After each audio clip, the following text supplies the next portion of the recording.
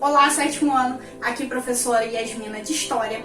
Hoje vamos dar continuidade aos nossos estudos sobre as civilizações pré-colombianas, relembrando que nós já falamos sobre os maias e os astecas. Então hoje falaremos sobre os incas, que é a terceira civilização e última que nós vamos estudar por enquanto.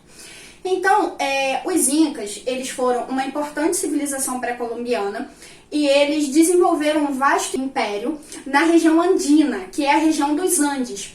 Essa região, ela era habitada por grupos humanos desde aproximadamente 4.500 anos antes de Cristo. E antes dos incas, haviam abrigado uma outra civilização, que era conhecida como Chavin, em torno de 900 a.C. e 200 a.C. Os incas, eles dominavam a região de Cusco desde pelo menos o ano 1000. Porém, a partir do século XV, eles iniciaram um processo de centralização e conquistas territoriais. O surgimento oficial do Império Inca, ele aconteceu, segundo os historiadores, com o reinado do Sapa Inca, Pachacuti. Durante o seu reinado, os incas iniciaram a conquista territorial da região andina, da região dos Andes, e conseguiram construir um império territorialmente vasto, que se estendia por mais de 4.000 quilômetros, desde a parte da Colômbia até o norte do Chile e da Argentina. E estima-se que no século XVI, o Império Inca tinha cerca de 12 milhões de habitantes, para vocês verem como esse império era grandioso. E os incas, eles construíram esse império baseado no sistema de governo conhecido como teocracia. Esse era um sistema político, onde o governo sofria forte influência das crenças religiosas. No caso dos incas, o Sapa Inca, ele era visto como um descendente do Sol e por isso ele possuía poderes irrestritos. Os poderes do Sapa Inca, lembrando que Sapa Inca era quem? O imperador. Eles chegavam, inclusive, a interferir na vida das pessoas e determinar quando elas poderiam casar, viajar ou mudar para as outras áreas do Império Inca.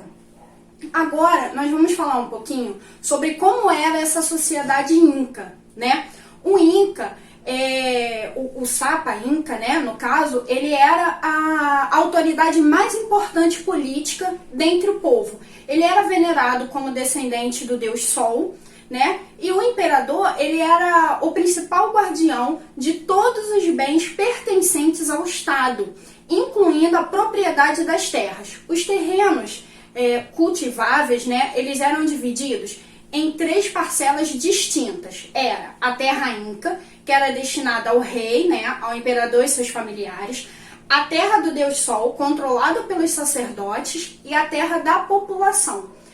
Digamos assim, em um âmbito geral, a elite da sociedade Inca, ela estava composta pela família real e os ocupantes de altos cargos políticos e administrativos, sacerdotes, chefes militares, juízes, governadores provinciais e os sábios. E logo abaixo, em posição mediana, temos os comerciantes e os artesãos que garantiam também a circulação, Os camponeses, eles se organizavam através de um extenso grupo familiar, que ficou conhecido com o nome de Ailu. Cada Ailu tinha um trabalho agrícola, o serviço militar e suas demais obras muito bem organizadas por um líder mais velho, chamado de curaca.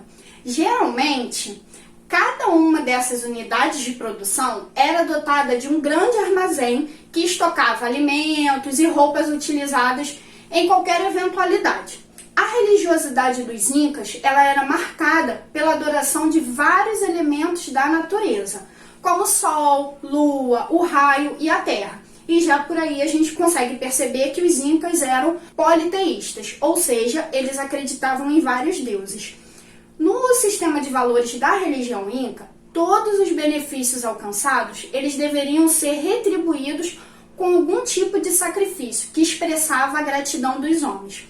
Por esse fato, nós observamos que os incas, eles organizavam vários rituais onde os sacrifícios, inclusive humanos, eram muito comuns. E aí nós podemos ver também uma coisa em comum desses povos pré-colombianos, né? Que todos eles tinham em comum esse sacrifício humano.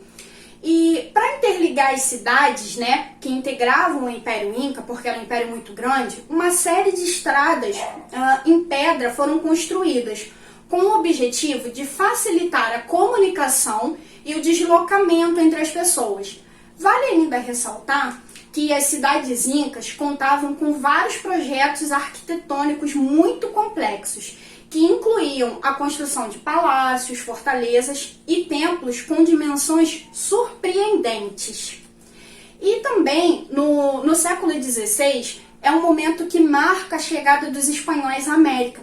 E aí é nesse momento que a civilização inca, que já sofria com uma série de conflitos de ordem interna, né, os espanhóis eles acabam aproveitando dessa instabilidade, né, esses espanhóis colonizadores, e eles acabam empreendendo um violento processo de dominação sobre o povo inca.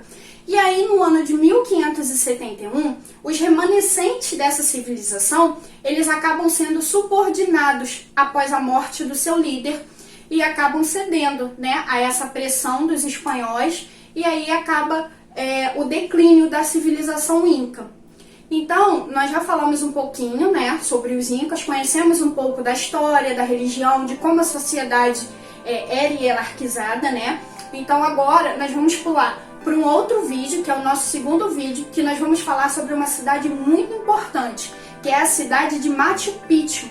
É uma cidade inca extremamente importante. Então agora nós vamos para o segundo vídeo. Vamos lá?